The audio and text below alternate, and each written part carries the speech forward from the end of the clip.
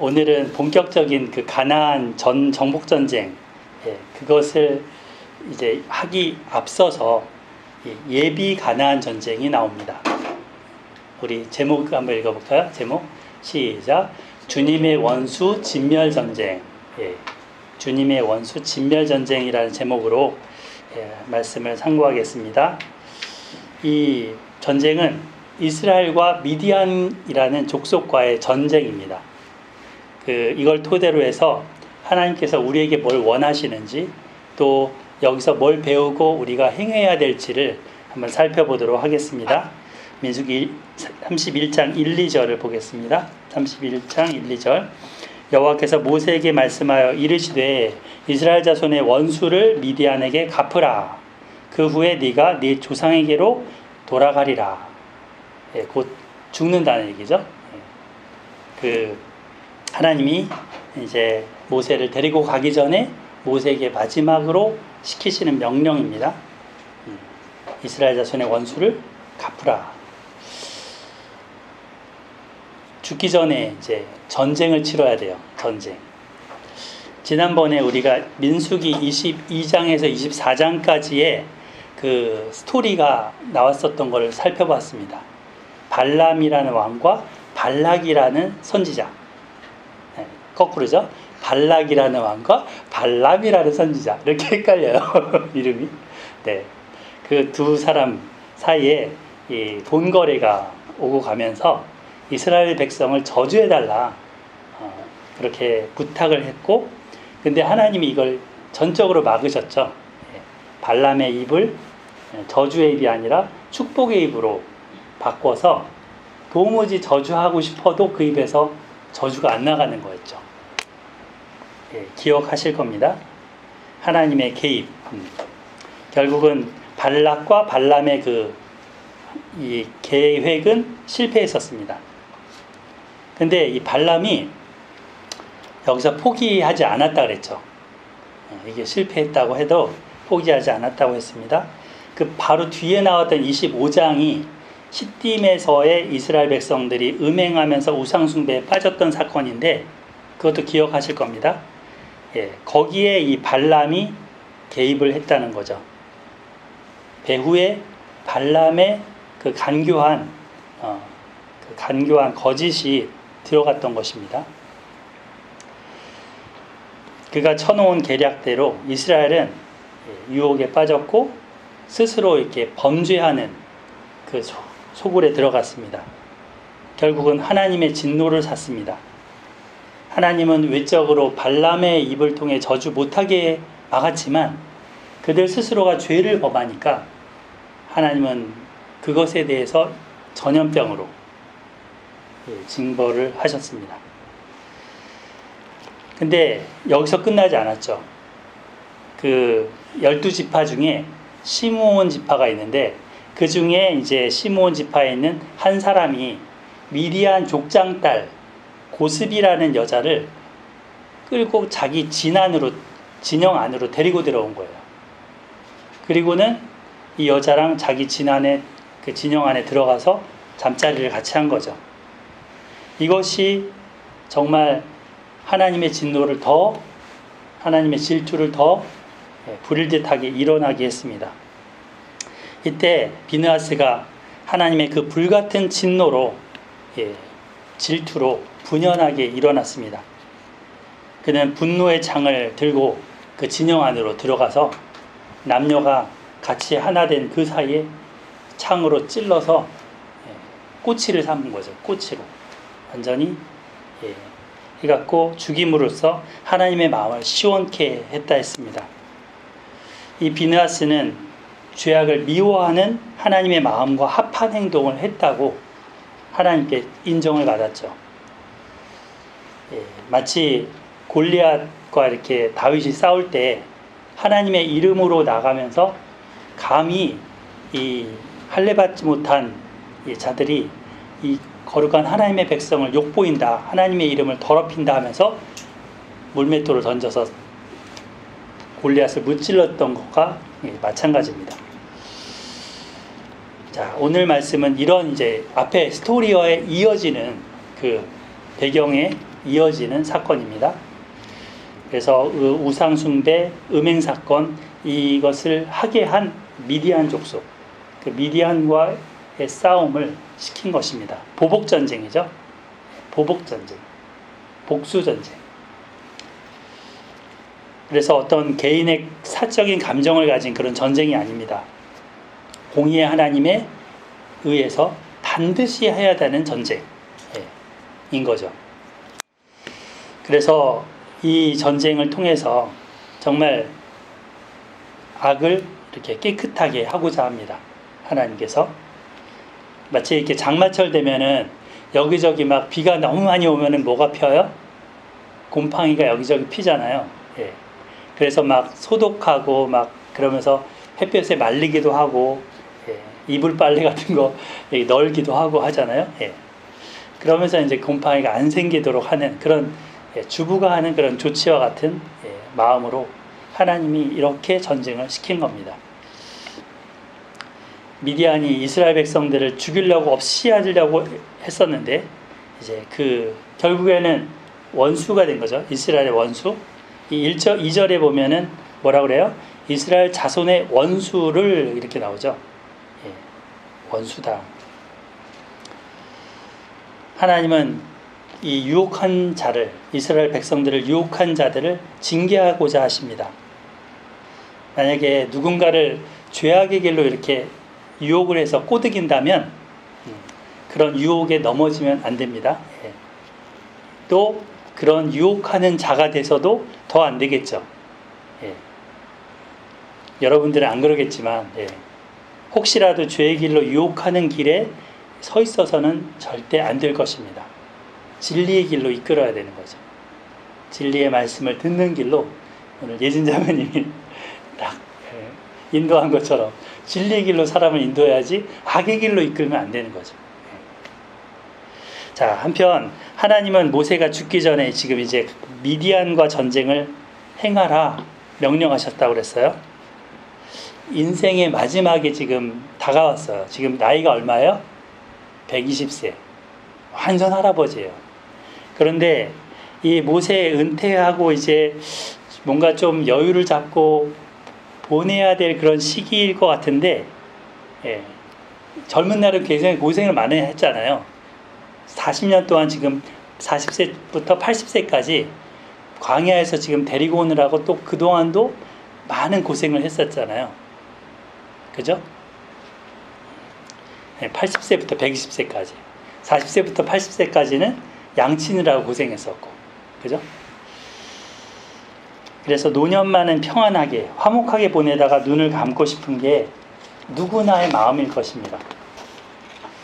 누가 전쟁을 하면서 피비린내 나는 그런 걸 겪고 싶겠습니까?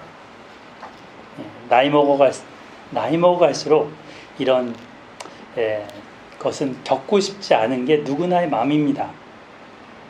근데 사실은 저도 조금 나이를 이제 먹었어요. 나이를 먹으면서 보면 이게 나이 먹을수록 전쟁이라는 생각이 들어요. 전쟁이 계속되는 거예요. 특히 악과의 세력의 영적 전쟁은 젊은 날보다 더 치열해지는 것 같습니다. 결코 느슨해지지 않습니다. 영적으로 깨어 있으면 나이를 먹어갈수록 그 하나님을 대적하는 세력들이 더 치열하게 느껴집니다. 그리고 영적으로 민감해집니다.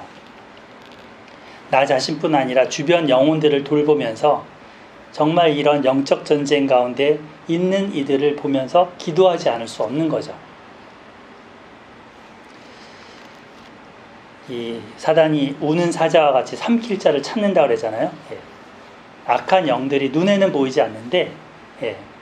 정말 우리의 마음을 흔들어서 막 요동치게 하는, 유혹하는 그런 세력들이 많습니다.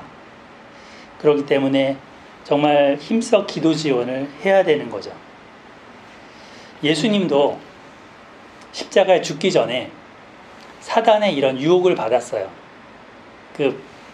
그리스도의 유혹이라는 그 뮤지컬도 있잖아요. 제목이. 예. 그러니까 사단이 이제 당신 죽으면 안 돼. 안 죽어도 돼. 이런 길이 있어. 뭐 이런 식으로 유혹하는 거죠. 십자가 안 져도 돼. 예수님 마음도 막 힘들잖아요. 이 잔을 내게서 옮기시옵소서. 겟세마네에서 땀이 막 피처럼 흐를 정도로 기도하셨다고 합니다. 그만큼 영적 전쟁을 하신 거죠. 그래서 이 보통 은퇴를 하면 대부분 어떻게 또 어디서 누구랑 편하게 쉽게 여생을 보낼까 이 고민하거든요. 근데 모세에게 이렇게 하나님 말씀하시는 걸 보면 정말 이 전쟁, 영적 전쟁을 끝까지 눈 감기 전에 해야 된다는 것을 깨닫습니다. 자, 미디안과 미디안의 원이라는 원수를 갚는 거죠, 지금. 이 전쟁은 성격이 뭐냐면 지금 가나안 땅에 들어갈 거잖아요. 그죠? 가나안 땅에 들어갈 건데 그 가나안 전쟁의 목적이 뭔지, 그리고 왜 그 가나안 사람들을 진멸시키는 그 전쟁을 하는 건지에 대한 이유를 알려주는 전쟁입니다. 뭐라고요? 그 목적과 이유를 알려주는 전쟁이라고요. 그래서 제가 서두에 예비 가나안 전쟁이라는 말을 썼죠. 예비 가나안 전쟁. 단순히 그 땅을 이렇게 남이 잘 살고 있는데 힘으로 무력으로 들어가서 뺏는, 남의 땅을 뺏는 그런 전쟁이 아니라는 겁니다. 남의 물건을 탈취하고 뺏기 위해서 막 전쟁을 보통 벌이잖아요. 저기 우크라이나나 러시아 전쟁도 결국은 그거 아니에요? 크림반도라는 땅을 러시아가 다시 되찾으려고 무력을 쓴 거잖아요. 이런 것처럼 일반적인 전쟁은 그런 거지만 이 전쟁은 그런 성격이 아니라는 겁니다. 우상숭배에 대한 하나님의 심판의 성격이 있습니다. 악에 대한 하나님의 진노의 심판의 성격이 이 전쟁의 성격입니다. 그러니까 이스라엘 백성들은 그 심판의 도구로, 무기로, 하나님의 무기로 쓰임받는 거죠. 공의의 하나님이 드러나는 심판과 구원의 전쟁. 이게 가나안 전쟁이고 또 지금 미디안 전쟁입니다. 그러니까 이 전쟁은 방법이나 또 방식이나 이런 것도 다르겠죠. 목적과 의미가 다르니까. 그래서 저기 세 번째에 보면 하나님의 방식, 방법에 따른 전쟁이다 했습니다. 전쟁을 하려면 보통 무기를 아주 최신식으로 우수한 거를 만들어서 준비를 하고 그걸 딱 장착을 하고 나가야 됩니다. 더더군다나 군인 수가 적은 게 좋을까요? 많은 게 좋을까요? 많은 게 좋죠. 다다익선이죠. 인해 전술도 있잖아요. 예, 중공군의 인해 전술로 6.25 때 막 밀고 내려왔잖아요. 군대 수도 많을수록 좋은데, 왜냐하면 이 전쟁의 승패가 군사력을 이렇게 달려있기 때문입니다. 그런데 이 신기한 거는 이 전쟁 방식은 전혀 그렇지 않다는 거예요. 전혀. 어디 볼까요? 3절 한번 읽어보실까요? 3절 같이 읽어봐요. 시작. 모세가 백성에게 말하여 이르되 너와 함께 있는 사람들 가운데서 전쟁에 나갈 사람들을 무장시키고 미디안을 치러 보내어 여호와의 원수를 갚되, 제가 읽을게요. 이스라엘 모든 지파에게 각 지파에서 1000명씩을 전쟁에 보낼지니라 하매. 전쟁에 나가는 사람 군사의 수를 딱 1000명으로 제한하고 있습니다. 각 지파별로 1000명. 그러면 12지파니까 몇 명? 12,000명. 12,000명만 보내라 하셨습니다.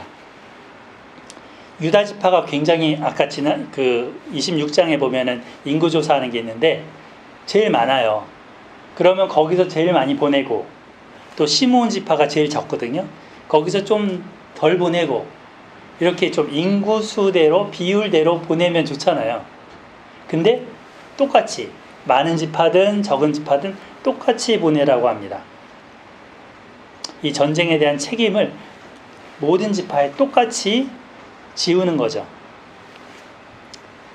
그래서 이렇게 보내는데 이게 이유는 하나님의 전쟁이기 때문에 그래요. 하나님의 거룩한 전쟁이기 때문에. 방식이 다릅니다. 나중에 보면은 기드온이 그 싸움을 할 때 사사기에 보면 군인 수를 모집해갖고 나가는데 사람 수를 줄이죠. 돌아가라. 겁나는 사람들 돌아가. 그리고 나서 소수를 가지고 나갑니다. 왜? 그것도 하나님의 거룩한 전쟁이기 때문입니다. 하나님의 방법대로 치러야 되는 전쟁입니다. 겉으로는 사람과 사람이 싸우면서 죽이는 살육전의 모습을 갖지만 전쟁의 성격이 전혀 다릅니다. 싸우는 대상이 지금 누구라 그랬어요? 2절에 보면 이스라엘 자손의 원수라고 하셨죠. 예. 근데 모세는 이거를 뭐라고 했습니까? 3절에 보면 거기 밑줄 읽어 보세요. 여호와의 원수를 갚되 했죠. 여호와의 원수. 그러니까 하나님께서는 앞서 이스라엘 자손의 원수 했는데 모세는 그거를 하나님의 원수로 해석합니다. 미디안을. 이 미디안은 하나님의 백성을 괴롭힌 그 하나님 이스라엘의 원수이면서 동시에 하나님 아닌 우상에게 절하게 하고 또 음행을 부추겼잖아요. 그럼으로써 하나님의 원수입니다. 그래서 하나님은 그 뿌리 깊이 있는 이 악의 세력을 멸하는 전쟁을 지금 시키는 겁니다. 이 전쟁도 사실 전쟁은 누구나 볼 때 잔인해요. 누구나 볼 때 저거는 너무 해서는 안 될 거다 라는 생각이 들어요. 그죠? 네. 전쟁과 평화잖아요. 네. 전쟁은. 근데 그런 모습으로 사실은 겉으로 보면 이것도 잔인한 전쟁이고 반인륜적인 전쟁이고 반윤리적인 그런 전쟁 같아 보입니다. 예, 근데 이제 하나님의 거룩한 전쟁이라고 했죠. 예. 자, 6절 보면 모세가 각 지파에 1000명씩 싸움을 보내되 제사장 엘르아살의 아들 비느하스에게 성소의 기구와 신호 나팔을 들려서 그들과 함께 전쟁에 보내매 했습니다. 지금 비느하스라는 제사장이 마치 군종 목사처럼 군인들과 함께 이 전쟁에 출전을 합니다. 모세도 아니고 여호수아도 아닙니다. 옛날 아말렉 전투에서는 여호수아가 나가 싸웠고 모세는 저기 산 위에 올라가서 기도했었죠. 예. 자, 왜 선봉장이 이 비느하스이어야 했을까요? 앞서 그 25장에 보면 하나님의 질투를 대신 쏟아냈던 사람이 바로 이 비느하스 제사장입니다. 25장 11절에 보면 제사장 아론의 아들 엘르아살의 아들 비느하스가 내 질투심으로 질투해서 이스라엘 자손 중에서 내 노를 돌이켜 내 질투심으로 그들을 소멸하지 않게 하였도다. 이 비느하스가 하나님의 질투로 질투했고 하나님의 분노로 분노했던 사람인 거죠. 그래서 이 사람이 지금 선봉장으로 나가는 겁니다. 하나님의 마음에 합한 사람이기 때문에 하나님의 원수를 향하여서 나가는 선봉장인 거죠. 이 사람은 자기가 포커스가 아니에요. 하나님이 포커스인 사람입니다.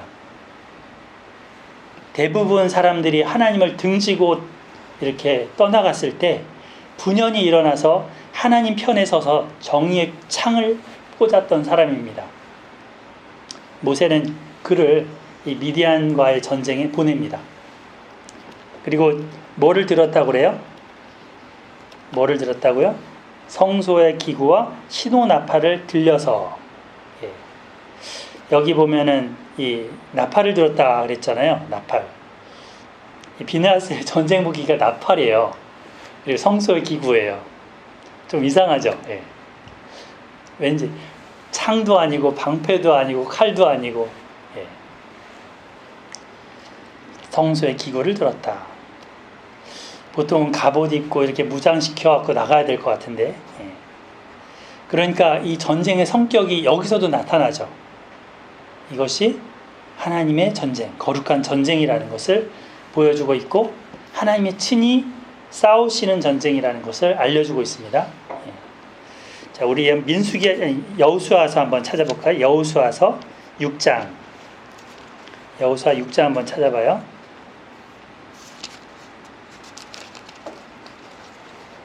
여호수아서 6장은 여리고 성을 무너뜨리는 가나안 전투예요.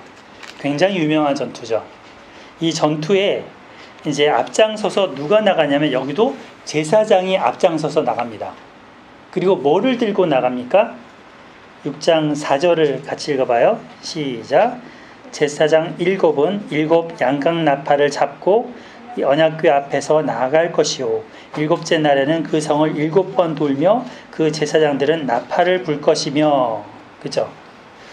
그러니까 이 양각 나팔을 길게 불 때 백성들이 다 큰 소리로 외쳐 부를 경우 이 성이 무너진 거예요. 칼도 쓰지도 않았고 창도 쓰지도 않았습니다. 대포를 쏘지도 않았습니다. 오로지 나팔을 불며 소리를 질렀을 뿐이에요. 하나님이 무너뜨리신 거죠. 그래서 여기서 지금 미디안과의 전투에서도 나팔을 붑니다. 나팔을 비느하스가 빰빠바바바 이렇게, 저기도 양각 나팔이 있는데 옆차 옆에 아무도 못 불어요. 저거 누가 불 수 있을지 모르겠는데 불기도 참 어렵죠.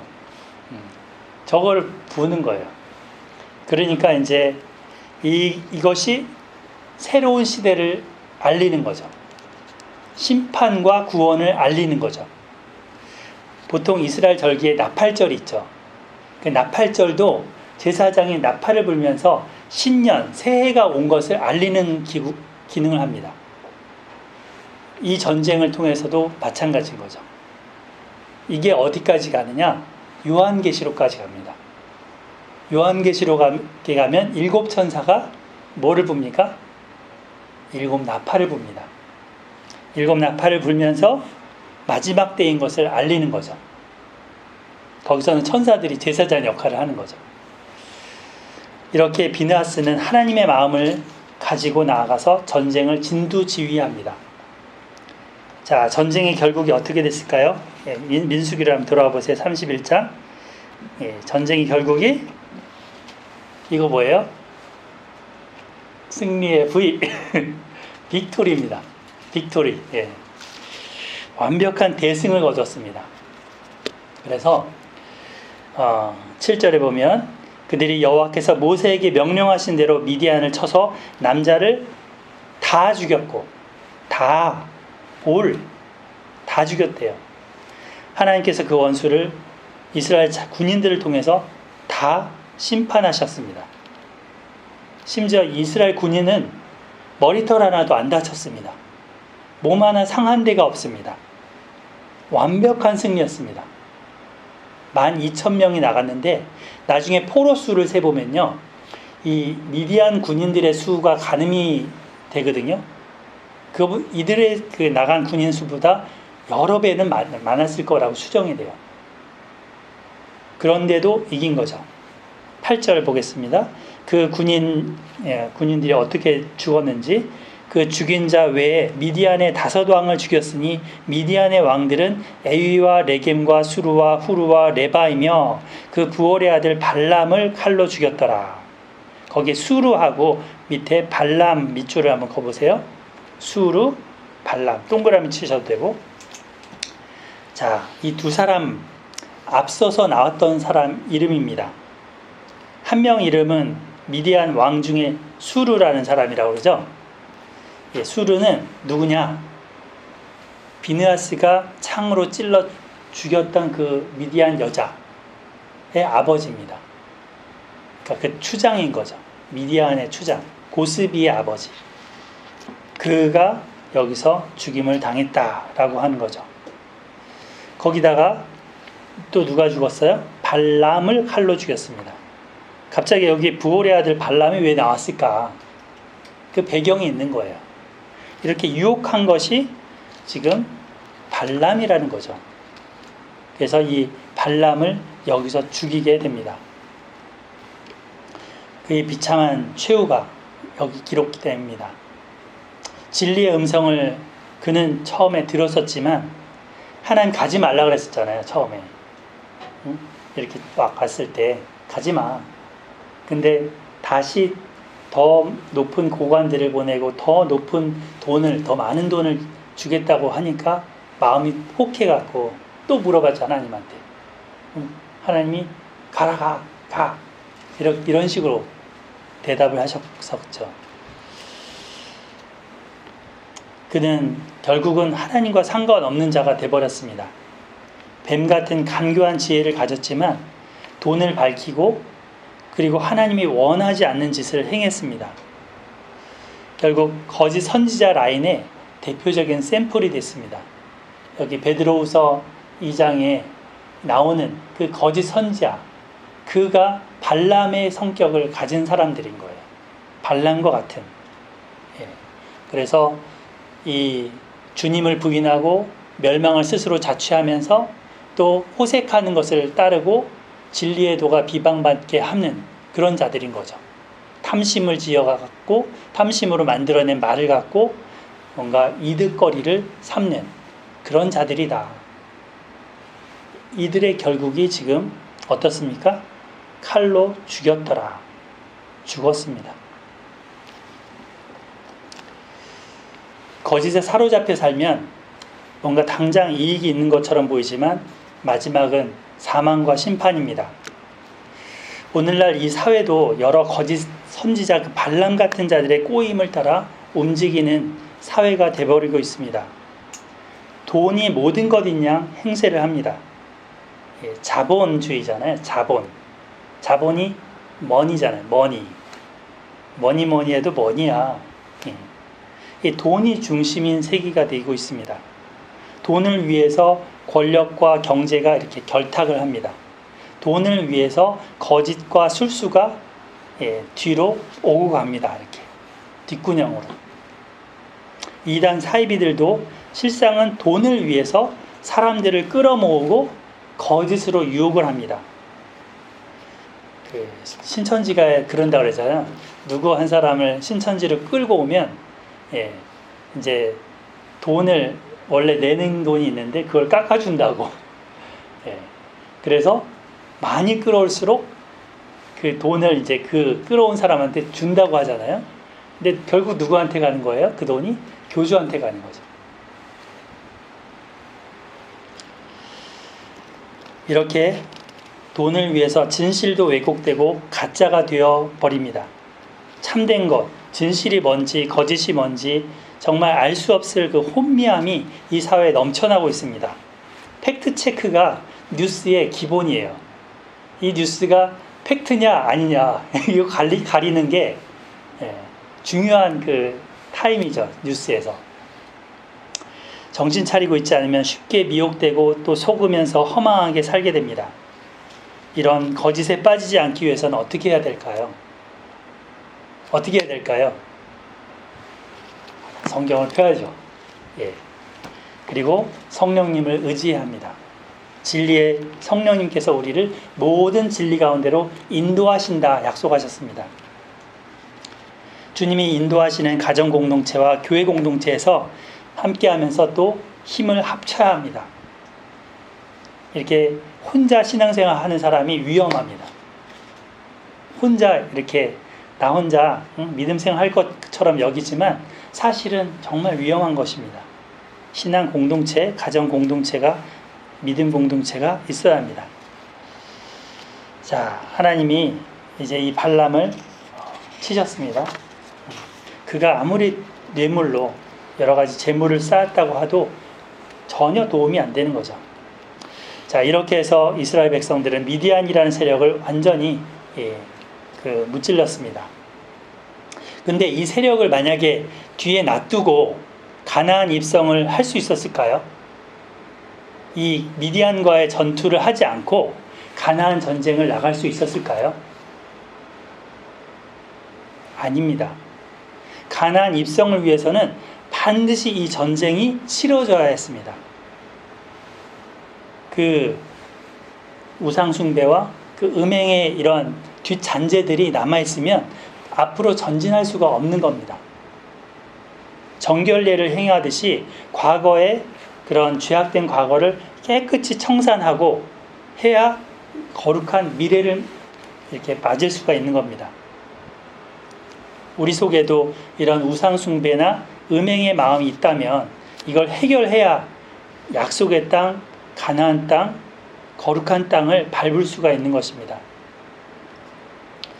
근데 이렇지 않고 그냥 종교적인 열심이나 종교적인 외식이나 이런 거로 가리면서 뒤처리를 안 하고 있으면, 전쟁을 치르지 않고 있으면 항상 내 발목을 그것이 붙잡습니다. 자, 그래서 반드시 치러야 될 전쟁이었다는 거죠. 근데 신약에 와서도 이런 전쟁을 치러야 될까요? 사람 죽이는 이런 전쟁을 치러야 될까요? 신약에 와서는 이것은 적용되지 않습니다. 근데 본질, 어떤 내적인 그런 죄악과의 전쟁은 같은 맥락 하에 있습니다. 그래서 하나님의 전쟁, 거룩한 전쟁을 우리도 치러야 되는 거죠. 악과의 싸움을 싸워야 되는 거죠. 내 안에 악의 세력이 있다면 그걸 토설하고 내려놓아야 합니다. 날마다 솟아나는 죄악들을 예수님 십자가 앞에서 해결해야 합니다. 하나님께 이렇게 순종할 때 우리는 승리를 얻습니다. 사실 우리 자신도 미디안 족속처럼 하나님 원수 노릇 했던 사람들입니다. 이 로마서 5장 10절에 보면 우리가 뭐 되었을 때? 원수 되었을 때. 우리가 하나님의 원수 되었을 때 하나님의 아들이 죽었습니다. 그래서 하나님과 화목할 수가 있게 됐습니다. 원수에게 처해지는 살육, 이 진멸이 원래 우리한테 왔어야 되는데 그 죽음이 누구한테 갔다고요? 예수님에게 갔다는 거예요. 예수님이 대신 하나님의 원수, 우리를 향한 그 죽음을 대신 당하심으로 우리가 하나님과 화목한 친구 관계처럼 다정한 관계가 된 것입니다. 이거는 너무나 큰 은혜가 아닐 수 없습니다. 사실 여기 미디안의 왕들, 5 왕들처럼 죽임 당하는 게 마땅한 원수들이거든요. 근데 하나님이 이것을 대신 치러주신 거니까요. 그러므로 우리는 더 이상 내가 하나님의 원수 노릇했던 그런 과거 습관이나 죄악을 반복해서는 안 됩니다. 이것을 십자가에 못 박고 피 흘리기까지 싸워야 될 것입니다.